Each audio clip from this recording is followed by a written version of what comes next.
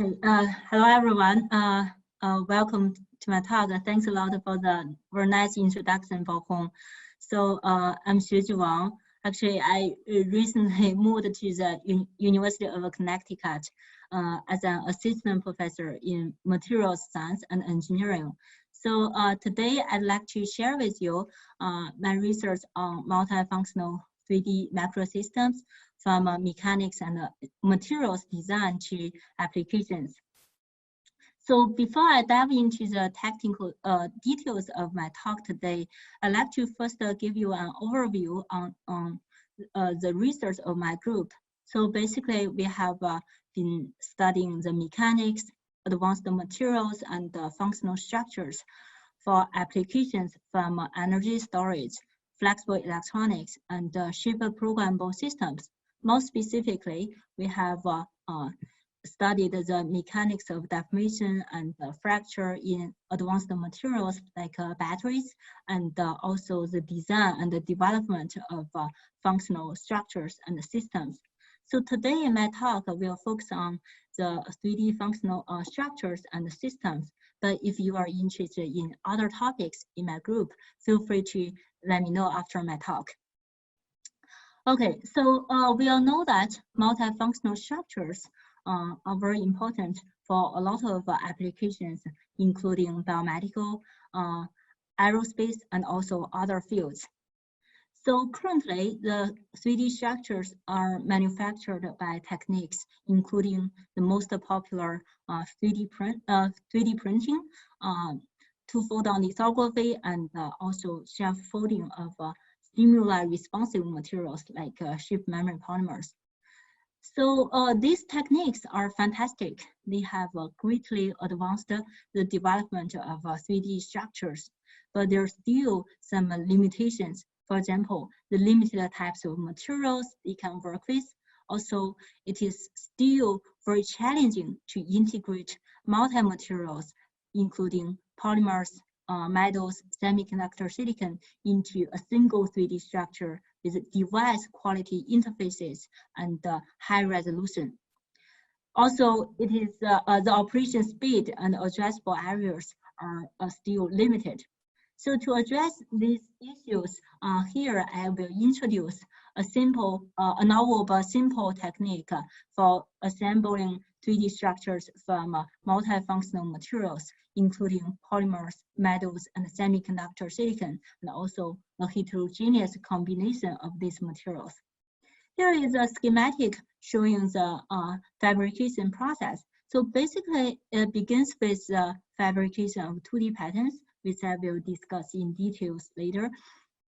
This is followed by the transfer of the 2D pattern onto a pre-stressed elastomer like silicon, which is very soft and stressable.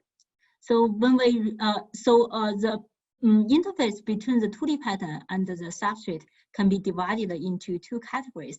One is the weak interface, dominated by van der Waals forces, and the other is the strong interface, determined by the covalent bonding between the 2D pattern and the substrate.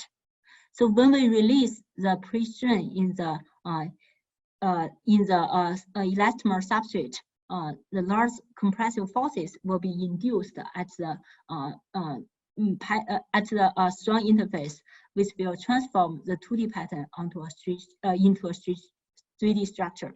So the transformation from 2D to 3D is governed by a few factors, including the 2D layout of materials, their dimensions, and the mechanical properties, the pattern of the strong interface, and also the nature and the magnitude of the pre-strain in the assembly platform. So to fabricate 3D functional structures, there are two major steps, fabrication of 2D patterns and 3D buckling. The first step can be achieved through techniques including macro fabrication, laser patterning, and roll-to-roll manufacturing, depending on the feature size of the structure and also the constituent materials. So here I will use the macro fabrication as an example to illustrate the process. So basically, it starts with the fabrication of 2D patterns onto a planar substrate. By dissolving a sacrificial layer between the 2D pattern and the substrate, we can transfer print the 2D pattern onto a pre-stressed elastomer. So here we deposited a thin layer of titanium and silicon films onto selective locations of the 2D patterns called bonding sets to define the strong interface. When we release the pre-strain in the elastomer, the 2D pattern can be transformed into a 3D architecture. So with this technique, we can fabricate 3D structures of diverse configurations and material compositions. So here are some examples of silicon mesostructures. Also, by introducing folds and cuts into the 2D pattern, we can fabricate origami and origami structures. In terms of the materials, we can fabricate structures of from polymers like polyimide, commonly used encapsulation materials for devices, and also active materials like chip memory polymers, and even very soft materials like PDMS for 3D microfluidics, the metals, semiconductor silicon, and a heterogeneous combination of these materials. Okay, so far I have discussed the assembly process of 3D structures in diverse configurations and material compositions. So the assembly process seems to be very straightforward, but actually a lot of times we can get undesired 3D shapes, especially for complicated structures shown here. This is because the assembly process involves a competition between the adhesion energy of the interface and the strain energy in the 3D structures, which is proportional to the film dimensions and the Young's modulus. So it is very important to quantify the interface mechanics for successful 3D assembly. So here we use the ribbon structure, a unicell for a lot of complicated 3D structures to illustrate the process. So we studied the three representative material systems: polymers, SU8, and polyimide, and semiconductor silicon on soft silicon substrate. So here are the interface properties, including interface energy and strength, characterized by buckling experiments and validated by finite element analysis. So during the buckling of a ribbon structure, there are 4 regimes that can be identified. So with a small pre-strain release, wrinkling deformations occur. When the pre-strain release increases, the partial delamination occurs along the weak interface, which will propagate to the strong interface. When the pre-strain release is very large, actually the strong interface can also be delaminated. So here is a plot of the delamination ratio as a function of a pre-strain. So among these 4 regimes, the regime 3, which is represented by the full delamination of the weak interface and no delamination of the strong interface, is the desired state of delamination. So when the ribbon is relatively long, multiple delaminations will occur along the weak interface, which is also not desired. So the question is, how can we achieve this desired state of delamination for successful 3D buckling? So to answer this question, we identified a few key design parameters for 3D buckling, including loading parameter like pre-strain, material parameters, including interface energy and the elastic moduli, and also geometries of 2D patterns. Based on them, we come up with 3 dimensionless parameters, including pre-strain, dimensionless length, and the ratio of moduli between the thin film and the substrate. So here is a design diagram for the SU8 silicon material system with the marked points A to 8 representing the basically the deformation configurations. So we can see that the blue regime is the desired state of delamination for successful 3D assembly process. As the dimensionless length increases, you can see that a higher precision is needed for 3D assembly. So this design this diagram can be expanded to other patterns like helical patterns.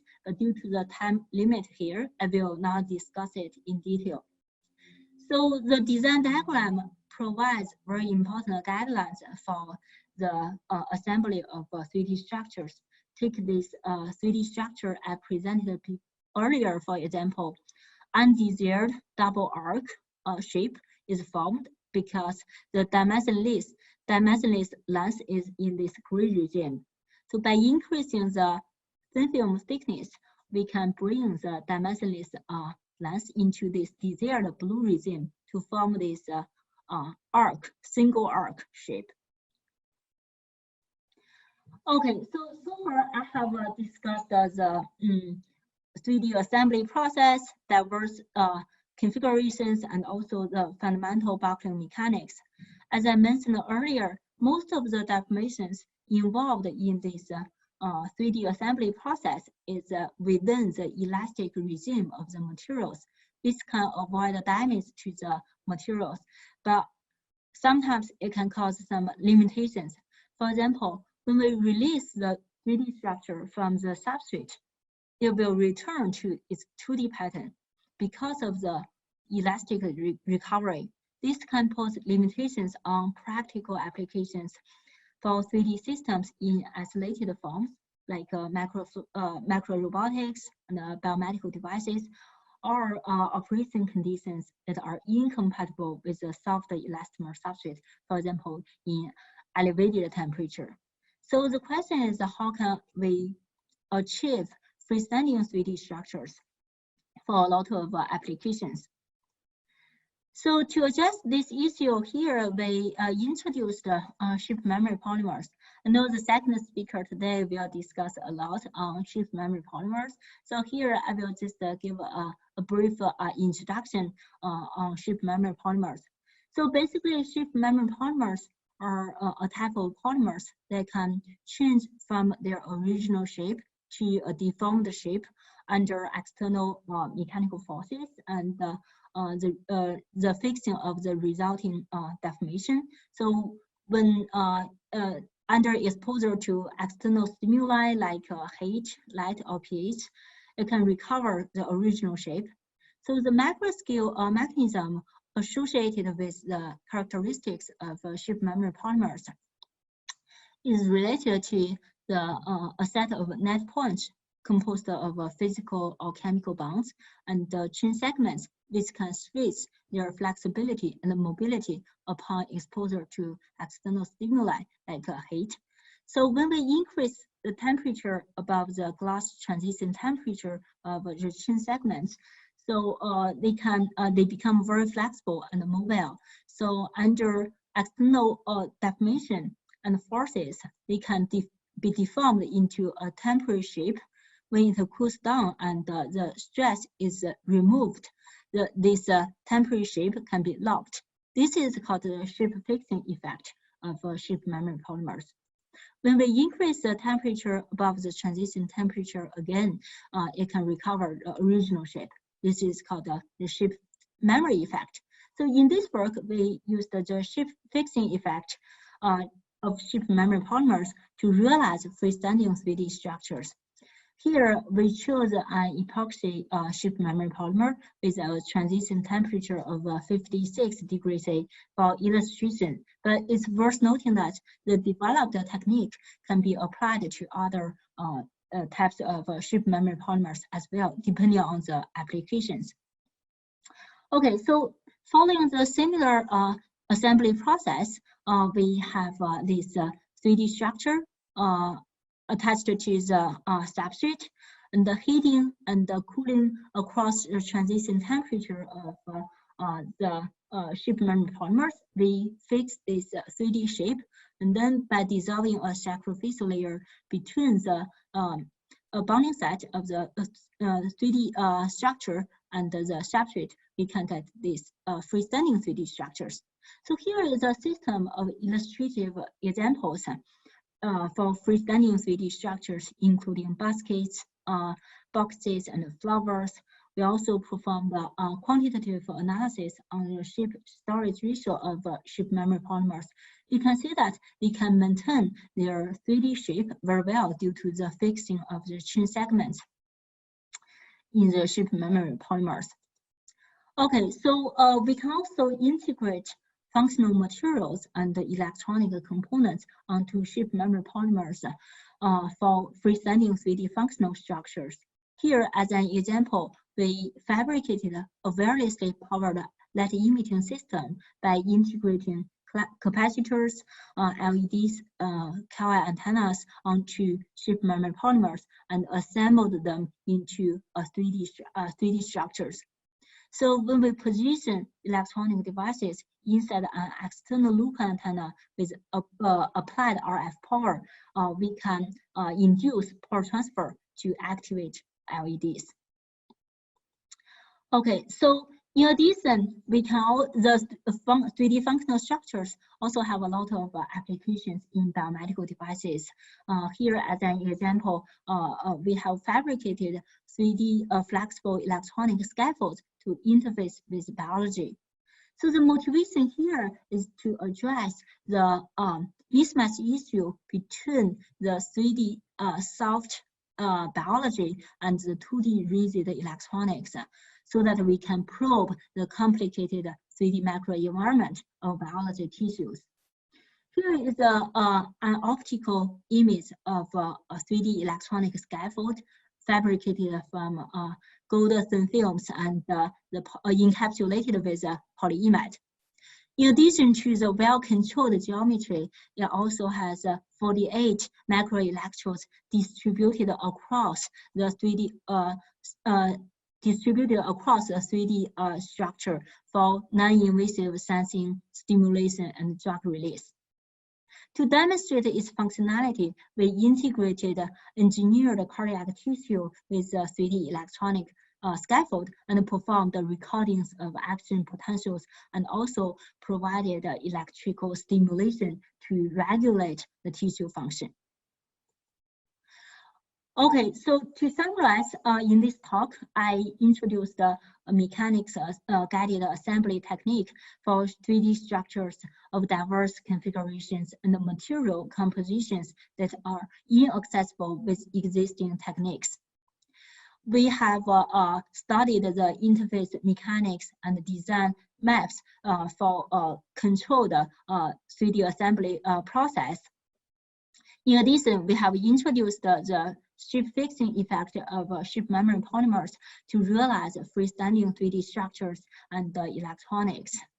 Also, we have demonstrated an example of 3D electronic scaffolds and integrated into with cardiac tissues to monitor and regulate engineered tissues. In addition to the examples I showed in this talk, actually 3D functional structures have a lot of applications, for example, in microflares, reconfigurable structures, and also multimodal sensing. So finally, I'd like to thank John Rogers Group, where part of the work I presented today was performed, and also my current group members and collaborators for the work I presented, and also funding sources in my current group. In addition, I'd like to take this opportunity to do an advertisement for openings in my current group. So we are looking for self-motivated PhD students and postdocs. If you are interested in my group, please feel free to send me an email with your CV.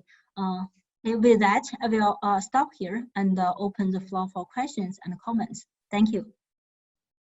Thank you, Xueju. Very excellent talk. Thank you. I'm also looking for the postdoc.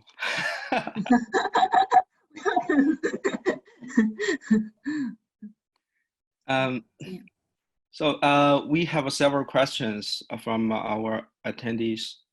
First question from Amir Suhai. Amir, can you open your mic? Yes, hi ma'am. Like when you talked, I am Amir, a graduate student from the Institute of Mathematical Sciences, Chennai, India. So when you talked about the shape memory polymers, it's like I wanted to ask, like, what is the recovery time scale? So you just deform it and then they regain its shape after quenching, cooling it down. So like, what is the time scale in that? How long will it take to recover? Sure. So the recover time actually is pretty quick. It's just a few seconds. Okay. So yeah, this is basically temperature sensitive shape memory polymers. What we did is we use a heater gun to supply the heat, and you can recover very quickly.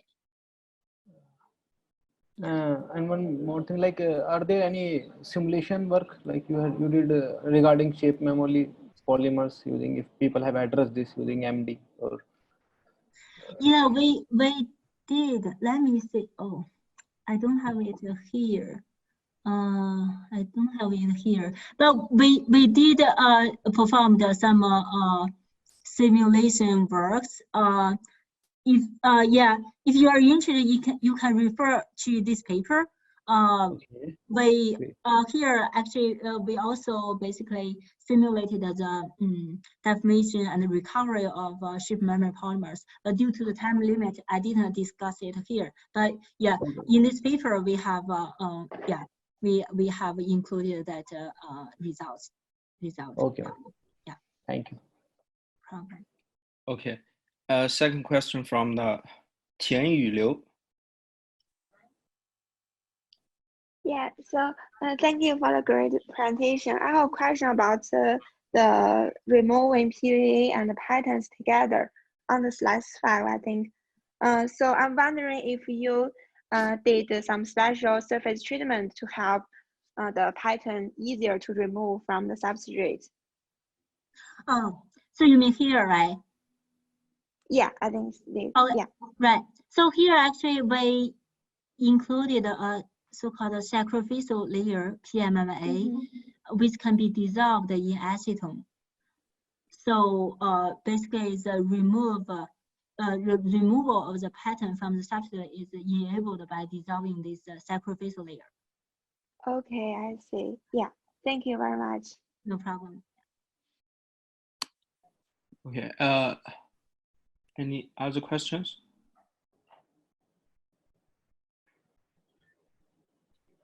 So let me ask a general question. So for structures, how do you design the wanted structure? So, yeah, what's the guideline? So that's a very good question. So basically, I think at the beginning it's kind of like a trial and error process. So basically, for example, you have you want to design a desired structure.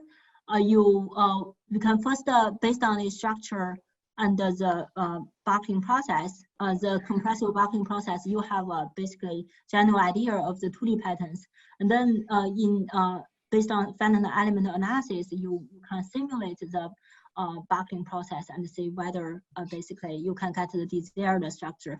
Yeah, I would say at the beginning it's kind of a little bit trial and error, but after basically you design a lot of structures, you will get the general idea and also the basic rules to follow. I think that becomes much more easier, right? Okay. Basically, you can simulate the whole process in modeling, and then you perform the experiments after the process is optimized. Okay. Right. So do you also care about the stability of this structure? Some yeah. Right, we do, especially for applications. I think the stability, the robustness of and the robustness of the structures actually are very important. So actually, so far I think we have not performed a lot of testing on the stability of structures, especially under, for example, extreme conditions. But generally speaking, they are very, they are basically stable and robust. Of course, that also depends on what type of applications. For example, for biomedical applications, they are flexible and but also with a certain level of integrity, which is sufficient for biomedical applications. I see. Yeah, thank you. Do you have more questions? Okay, so if we don't have other questions, let's thank to our speakers and move on. Thank you.